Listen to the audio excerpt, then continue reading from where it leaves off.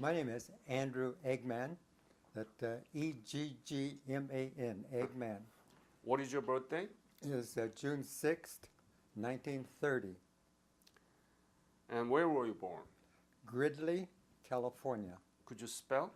Gridley. And tell me about your family when you were growing up. Your parents, your children? We were farmers down in the central San Joaquin Valley, Mm-hmm. and they were 7 children in our family. We two kind of different separate areas, the 3 oldest boys and then the 3 youngest boys and the youngest sister, Barbara. Mm-hmm. So we really didn't know our older brothers very well because we had our own little minor group of siblings. Right. So it was right after the Great Depression in 1929, but you were in the farm, so didn't you have any difficulty living around that time? I don't really, you're right, 1930, I was born then, but I don't really have any memories of that. But my dad was, we always lived on a farm, so we had a cow, we had chickens, we had vegetables, we always had fruit. That's so, good. So we really didn't Have any problem? we didn't go hungry. We didn't have any money to spend, but we certainly were well nourished. Hmm. And what school did you graduate? The high school? I actually did not graduate high school. Uh-huh. I joined the Marine Corps when I was 17. 17? Yes, and later on got at the service. Then, as now, they encourage you to get a GED, which is kind of a after-the-fact high school. Uh-huh, uh-huh. And then I went on after I retired and had a 2-year diploma out of Santa Ana College, Wow. which is a 2-year college in Santa Ana, California. Could you spell that name of college? Santa Ana. Santa, and then A-N-A. I think it's Santa Ana. Right. And so you completed this college in 19... It was after the war, right? after I retired, which was, I retired in 1967, and so it was probably 1969 or so, 70, when I finished the 2 years of college. And were you allowed to join the Marine at the age of 17? I had to have my parents sign for me to join the service. That's right, right? That time you had to be 21 Right. to join the service. So my parents signed the papers.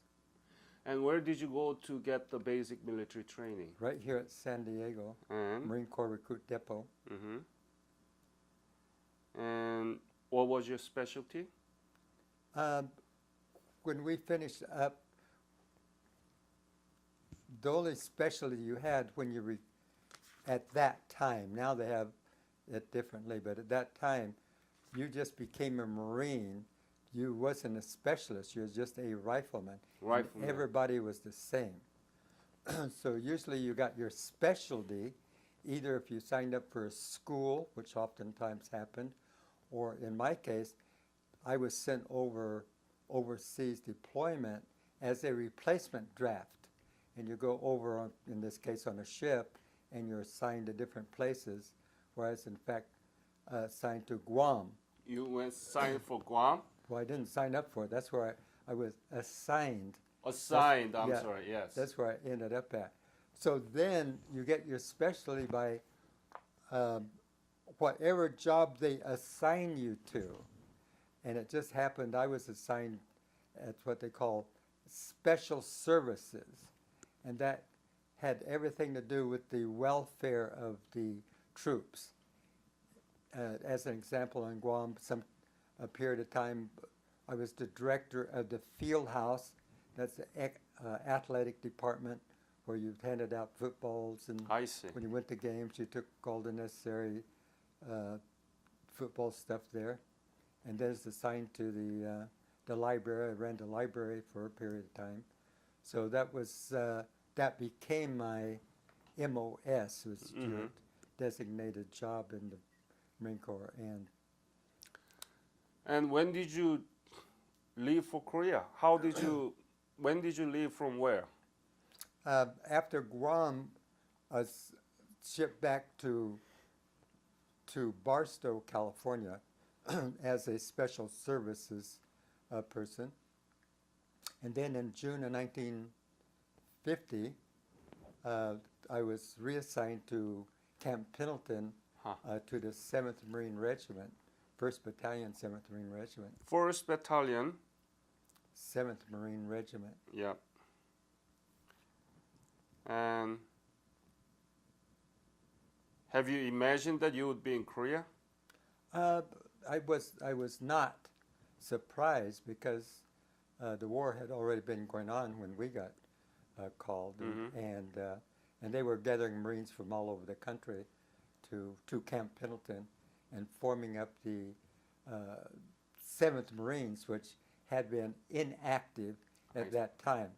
So, in fact, my first job was getting the barracks ready at Tent Camp 2 to receive all these Marines coming in, setting up bunks, setting up footlockers, cleaning the barracks and stuff like that, in preparation for all the other Marines coming in to form the nucleus of the 7th Marine Regiment. Mm-hmm. What was your rank at the time? I was a corporal. Wow. That was at that time a corporal was E3. Mm-hmm. How much were you paid as a corporal at the time? I have no recollection. Approximately. I don't know. I do remember when I joined the Marine Corps 3 years before then that it was $25 a month. So probably about $75 a month. But that don't put that in the bank because I don't really remember. And so when you began to receive these new recruits, Marines, who supposed to go to Korea, what were you thinking? I really wasn't a deep thinker about that. I was assigned to do a job there, and I was doing the job and getting ready to go to Korea. So as a Marine, you're always expecting you're going to end up in some kind of war, and so I wasn't, overly concerned or anticipation or anything. I just, doing my job at the time, whatever was assigned. So when did you leave for Korea? I don't remember, probably July or August, because we got over there in October, I believe it was. September, October. And you depart from the San Diego? Yes, And you stopped by in Japan? Yes, we did. In fact, there's a nice memory in Japan there. They had a nice Japanese band playing If I Knew You Was Coming, I'd have baked a cake. So all the Marines lined up, clapping and yelling. But it was kind of a cute little welcome by the Japanese there. And then you right into the war. Then you would think, but actually it was on troop ships, and we just went up and down the coast of Korea waiting for the Incheon landing. That they supposedly had mines or something in the harbor, and they had to have time to clear the harbor before we could make a landing there. And also they have a really So you did that? No. You were in the ship? I'm on the ship, but they had Navy, ships that was clearing the harbor. So we went up and down the coast waiting for the harbor to be cleared. Oh. And during this time, the Army and the Republic of Korea troops had already came up and taken the city, so that the Incheon landing was kind of a moot point, because all we did is offload the ship and land, and then and then was placed on the front lines. You are with your wife here right now. Yes. Did you know her at the time? No, No. we did not. From there, where did you go? After Korea? No. When you landed in Incheon, did you go up to Seoul? Yes, we did. We went through Seoul. Tell me about the Seoul that you saw at the time. How was it? Describe in detail. Scenes, the buildings and the land and the people. How was it? We really didn't go downtown Korea. It was more or less the suburbs, and in fact, our specific unit, 1st Battalion 7th Marines, was kind of in a rural area bordering Korea. The Republic of Vietnam and Army people was actually in the Seoul itself. We were kind of on the outside of it. Vietnam? No, I'm sorry. I'm getting my wars.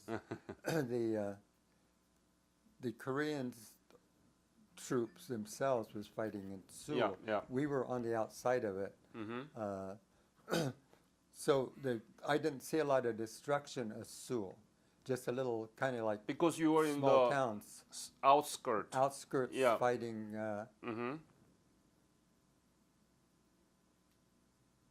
Yeah. So. Yeah, fighting the protested advance that we were all going to up north from there. Being a corporal, I didn't have any big picture where we were going or why we was going there, but we were fighting the way northward. Were there North Koreans? Did you engage in a battle with them? I didn't really have any. The 7th Marine Regiment was on the front there, pressing forward. So myself, I really didn't have any, like hand-to-hand combat or anything like that. So there was. I didn't have any close encounters with any. We got shot at, and mortars are coming in, and we're getting sniper fire, that type of thing. But it wasn't any charge in our immediate situation. It wasn't any charge at hills. The line companies were up in, on frontal and moving forward. But I was in headquarters section, and so I was not engaged directly with the fighting. What was your job in headquarters? Headquarters, again, as I mentioned before, I was as a specialist in supporting the troops, giving them rations, handing out balls, handing out PX stuff, handing out mail, handing out supplies like that to support the troops. I see. From Seoul, where did you go? We continued all the way up north. By the land? Yeah. You didn't take any ship? Not that I remember, no. Right. So. No, some of the Marines went all the way up. Some of them even took the railroad for a while. But we just advanced all the way up to. Where? We ended up in Chosun Reservoir. Did you go through the capital city of North Korea, Pyongyang, or? I have no idea. You have no idea. But No. you end up in Jangjin Reservoir. Yeah. How long did it take? Overall, we were there, like I say, it was September, October when we landed, and then it was November. I remember we were just getting up there to Coterie in November, because November of 1950 we had a Thanksgiving meal up on the side of the mountain heading up to Coterie. You said November. It's 1950. Yeah. Do you remember the date? Thanksgiving of what was it, 24th or 25th? And you had a Thanksgiving dinner there. The unit had a turkey dinner, uh, which I personally didn't go to because it was so cold. Ah. I was freezing to death, so I chose to stay. And I had actually had turkey and rice for Thanksgiving dinner that was, excuse me, heated on one of those I see. stoves gets very hot. Have you described the coldness that you suffered to your wife ever? Yeah, I In think Godori, in Godori. Yeah, I think so. Do you want to describe again for the young children who listen to this? How cold was it? Describe in a very realistic way. Well, it was like, and the wind chill factor, I don't think that was figured in, but it was 25, 30 degrees below zero up there during that period of time. And of course, it fluctuated. Sometimes you have snowstorms, sometimes you'd not. And so we were up there.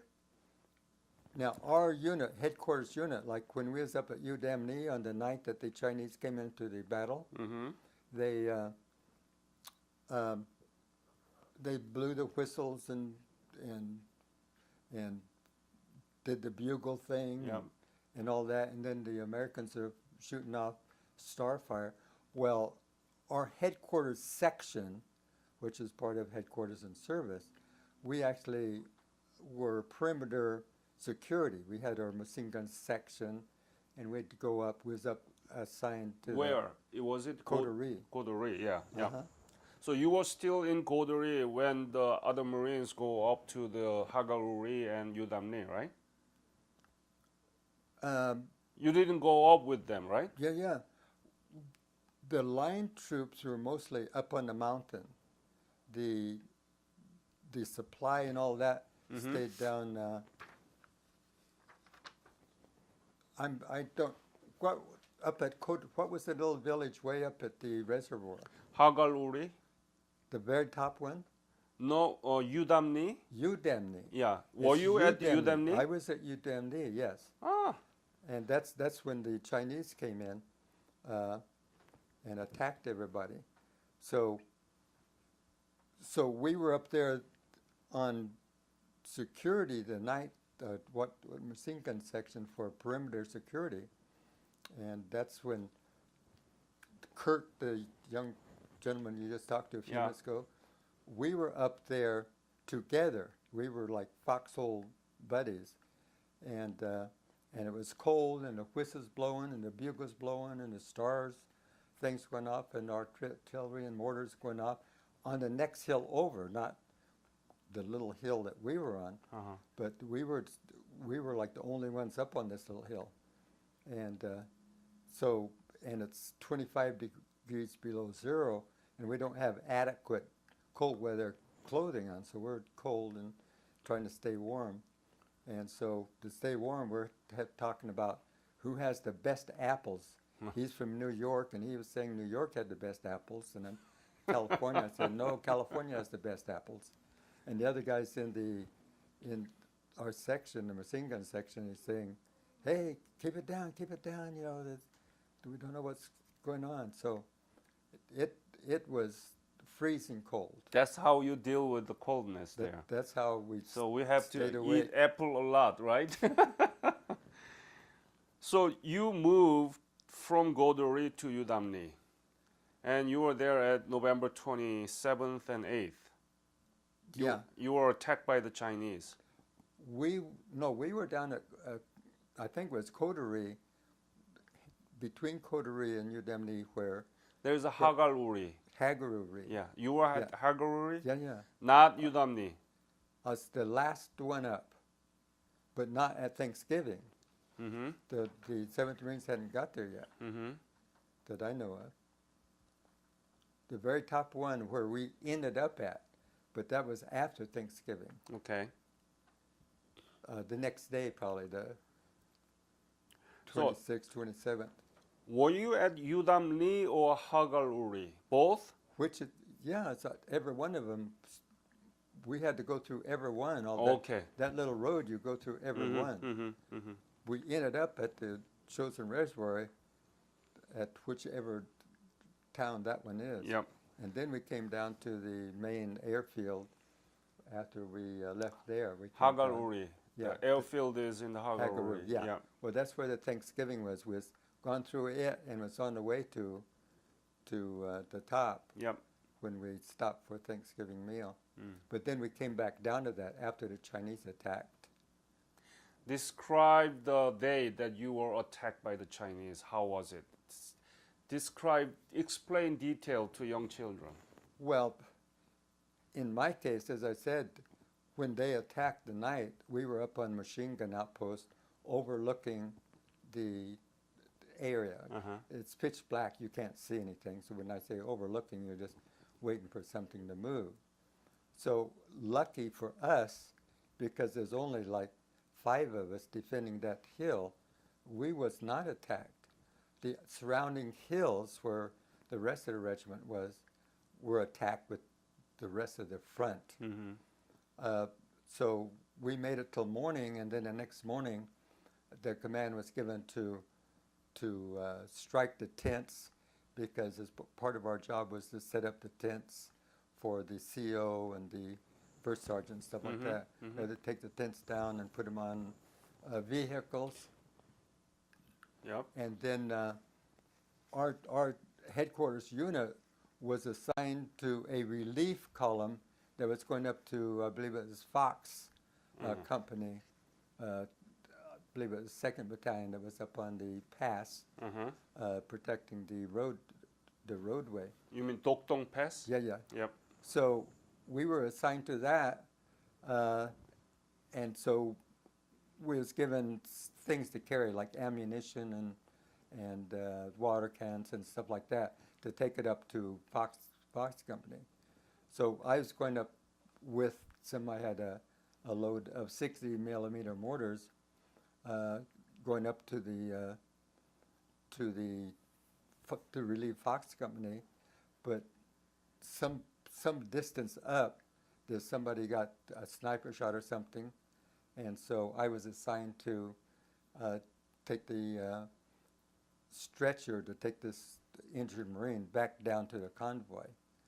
So by the time I got back down to the convoy, it was night again, and again it was snowing, and I was told by one of the company officers to stay with the convoy, don't go back up at night up the mountain, just stay with convoy and be convoy security. So I stayed with the convoy all the way down to Hagerreed, that's where the airport was. Yeah. So, and we were just, we wasn't assigned any jobs. When we got down there, they just said crash, because it was late at night, like midnight when we got to Hagerreed. Mm-hmm. So, so they just set us up, just crash along the airstrip. So the first thing that happened in the morning is everybody started yelling and running. I said, well, why is everybody yelling and running?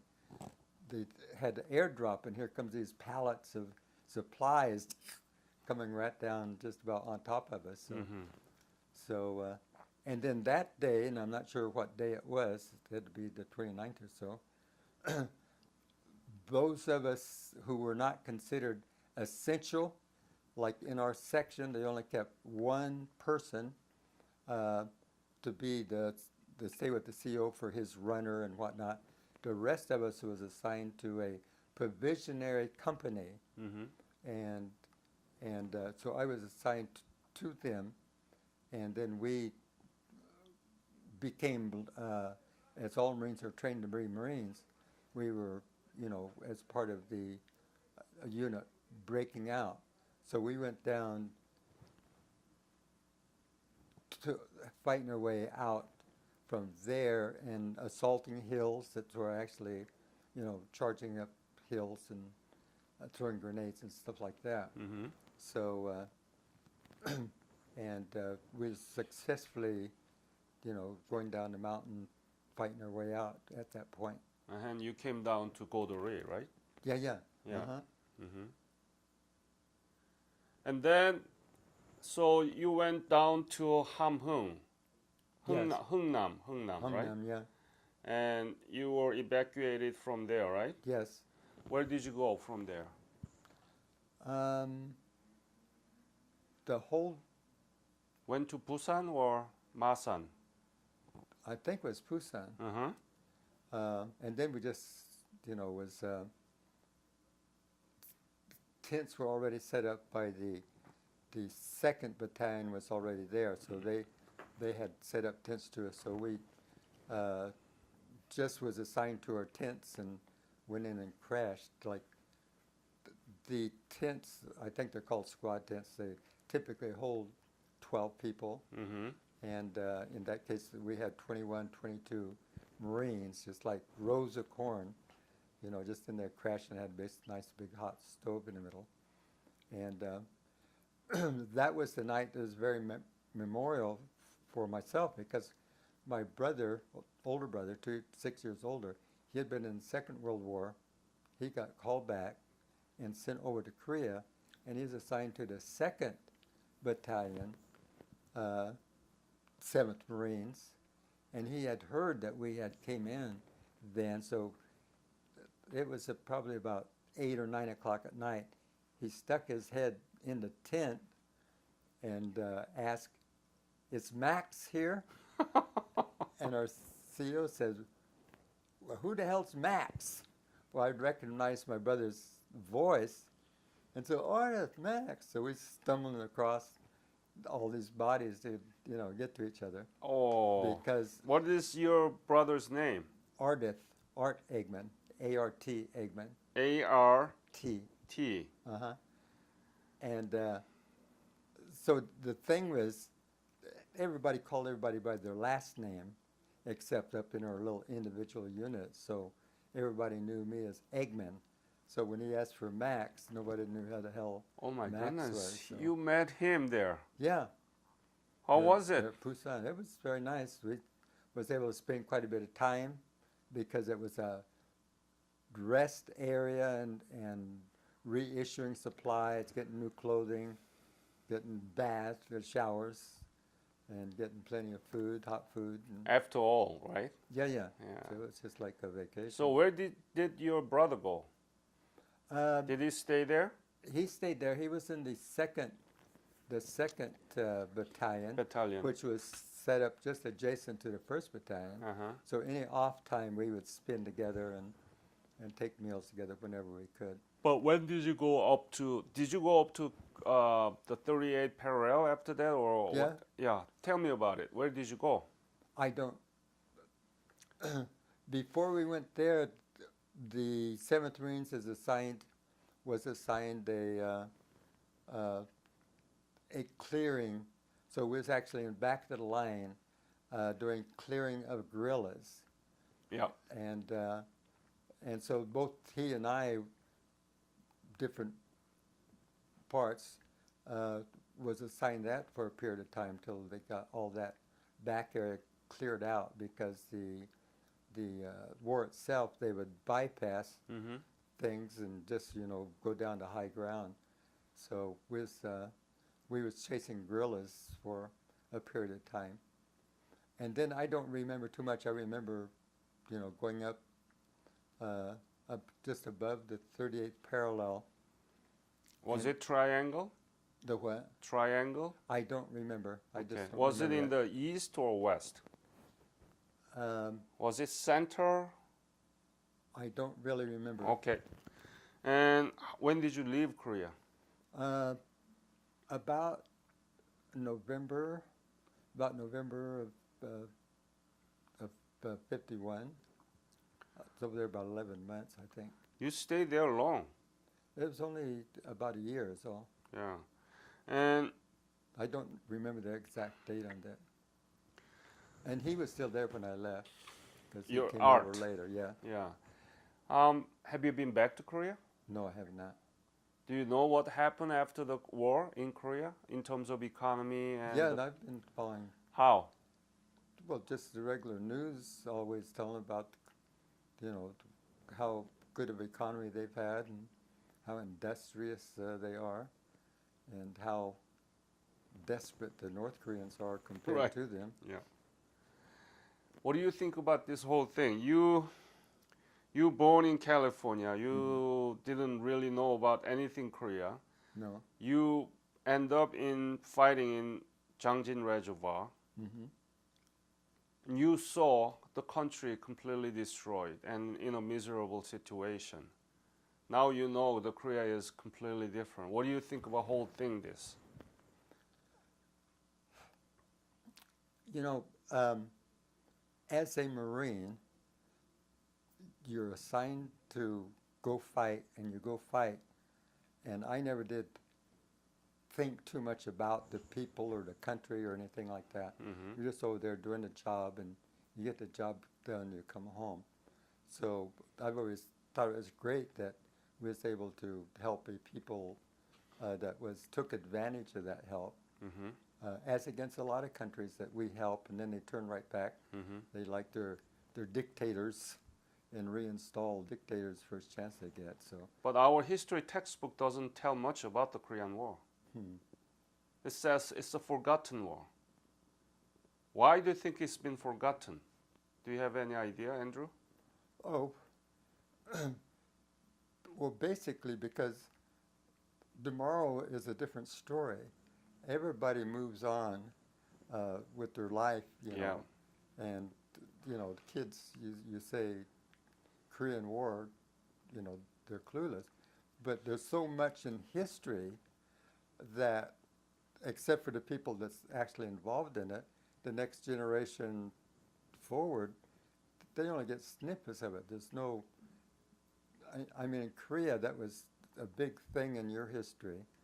But in the United States, it's an ongoing saga, so they can't be That's dwelling on just one war. How many wars have we had? You know, Yeah. so Exactly. There are so many wars, right? exactly. But the Korea was not in the American minds or cognitive map. World War II was different. Yeah, Vietnam War was because it was so noisy in domestically in politics, so that Yeah. people know about it, but not much about Korean War. no. Yeah. Any other story that you want to tell me to this interview? Kurt wanted me to update a story that he About said the Tootsie Roll. about the Tootsie Rolls. Yep. And I was surprised that he didn't. Well, I shouldn't say surprised, but he just forgot, because at prior gatherings that we've had here, Mm-hmm. this story has been told every time just about. Mm-hmm. Mm-hmm. But basically what happened is up in the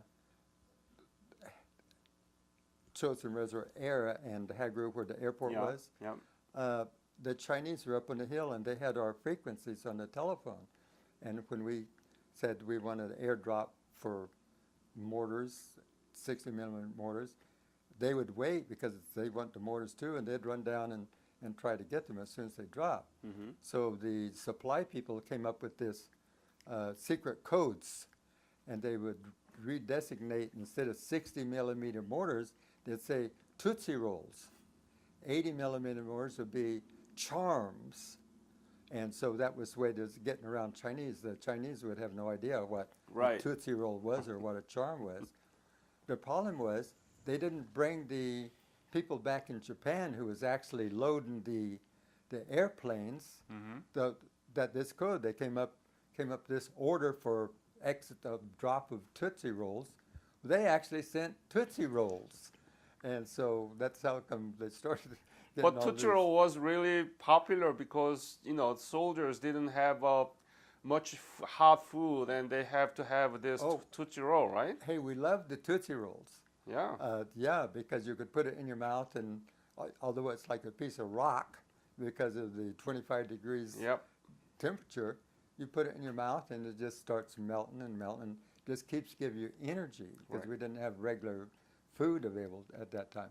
So no, it was wonderful to get the Tootsie Rolls, but it's just the story behind it is how come they had Tootsie Rolls. Yeah, what Kirk told me was a different kind of things, but I knew about this because, you know, I have done other interview with the chosen few veterans, Sure. Jangjin veteran, and it is funny, isn't it? It That is. Tootsie Roll was used as one of the secret code, you know, terms over radio communication, and the folks in headquarters in Japan, Tokyo, Japan, they took it as a kind of request for the Tootsie Roll. Literal. Yeah, it was funny. But becomes the symbol of chosen few, Yeah, you know? true. Yeah. And the Tootsie Roll Company has just been wonderful over the years since we've been having these gatherings. Every year they provide Tootsie Rolls and Charms and Tootsie Pops and all the different things every year, and they're usually there to thank us again and bring more. In our packet we got 2 big old tubes of Tootsie Rolls. But they got the business at the time, right? So they made the money out of it. And besides, they're just a good patriotic company Yep. that continues to support the Marines as they did then and have since. Imagine the young kids in middle school, let's say they will listen to your interview and they learn about the Tootsie Roll. They can write an essay about the Tootsie Roll, right? Oh, wow, yeah, sure. That's why we are doing this.